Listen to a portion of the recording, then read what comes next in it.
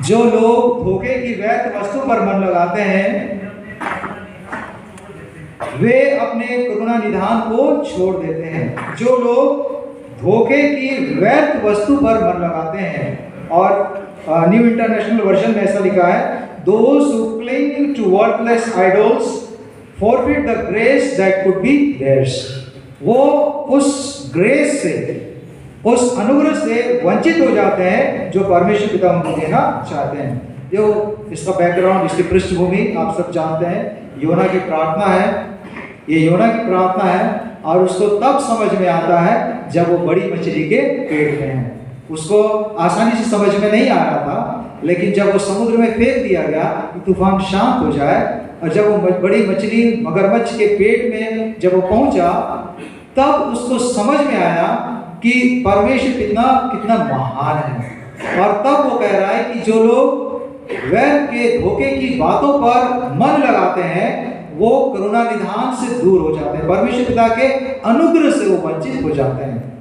मूर्ति पूजा सिर्फ मूर्ति के आगे झुकना या उसको दंडवत करना या उसकी पूजा नहीं है, उसके साथ ही साथ ये परमेश्वर पिता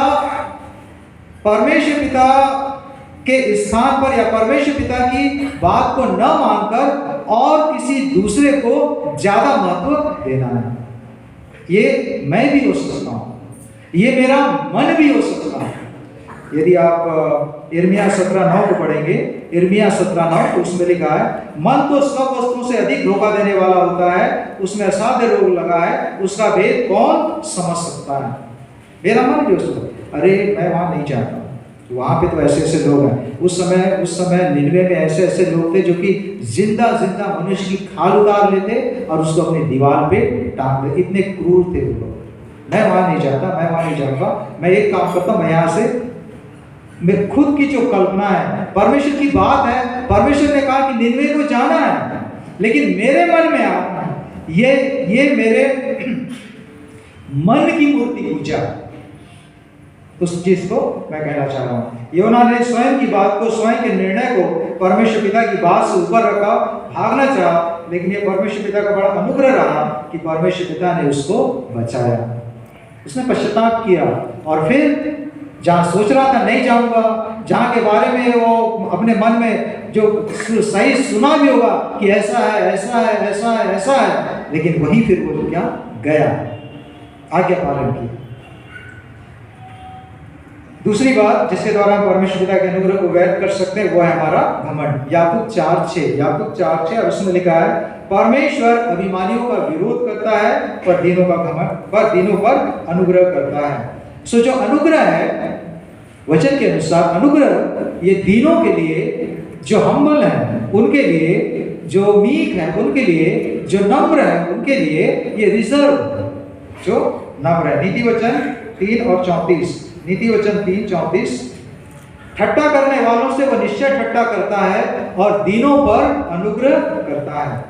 उत्पत्ति 30 अध्याय में आप और मैं आज्ञा उल्लंघनता, आदम और हवा के आज्ञा उल्लंघनता के बारे में पढ़ते हैं, लेकिन पवित्र धर्मशास्त्र में जो सबसे पहला पाप है वो घमंड का है। यशायाह नबी की पुस्तक और उसके 14वें अध्याय में आप पढ़ सकते हैं कि लूसीफर क्यों गिराया गया।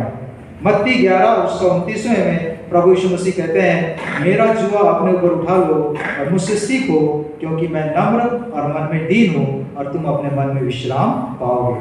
जब हम नम्र होते हैं, जब हम दीन होते हैं, तो हम प्रभु यीशु मसीह के साथ अपने आप को आइडेंटिफाई करते हैं। लेकिन जब हमें घमंड आ जाता है और हम अभिमानी हो जाते हैं, तो हम लूसीफर के साथ अपने आप को आइडेंटिफाई कर लेते हैं। तीसरी बात जो हमें परमेश्वर पिता के अनुग्रह से वंचित कर देती है वह है प्रेयरलेसनेस, प्रार्थना में कमी या प्रार्थना रहित होना। जब हम इब्रानियों 4, बल्कि आइए हम पढ़ें उसको, इब्रानियों 4:14-16, और उसमें लिखा है, सो जब हमारा ऐसा बड़ा महायाजक है जो स्वर्गों से होकर गया है, अर्थात परमेश्वर का पुत्र यीशु, तो आओ हम अपने अंगीकार को दृढ़ता से थामे रखें। सिर्फ एक ही दिन नहीं थामना है, रविवार को जब हमसे ये कहा जाता है कि हम एक साथ विश्वास वचन का अंगीकार करें, उसको हमको दृढ़ता से हमेशा थामे रहना है। क्योंकि हमारा ऐसा महायाजक नहीं जो हमारी निर्बलताओं में हमारे साथ दुखी ना हो, वरन वह सब बातों में हमारे न्याय परखा तो गया तो अभी निष्पाप निकला। इसलिए हम अनुग्रह के सिंहासन के निकट हियाव बांध कर चलें कि हम पर दया हो और वह अनुग्रह पाए जो आवश्यकता के समय हमारी सहायता करें। यहाँ पर परमेश्वर पिता के सिंहासन को, ये एक महत्वपूर्ण बात है कि यहाँ पर परमेश्वर पिता के सिंहासन को अनुग्रह का सिंहासन कहा गया है, जहाँ से परमेश्वर पिता उन सब को जो उनके पास आते हैं, जो उनसे प्रार्थना करते हैं, जो उनसे गिड़गिड़ाते हैं, बहुतायत से अनुग्रह प्रदान करते हैं। जब हम प्रार्थना करते हैं हम परमेश्वर पिता के अनुग्रह के सिंहासन के पास आते हैं, किंतु जब हम प्रार्थना नहीं करते हम उस अनुग्रह से वंचित हो जाते हैं। परमेश्वर पिता के पास प्रियो अनुग्रह बहुतायत से है, वो देना भी चाहते हैं और इसलिए उनको अनुग्रह का सिंहासन कहा गया, क्योंकि उनके पास ये बहुतायत से है। लेकिन जरूरत इस बात की है कि हम प्रार्थना में उनके पास जाएं। आज जब हम पवित्र प्रभु लेने के लिए आ रहे हैं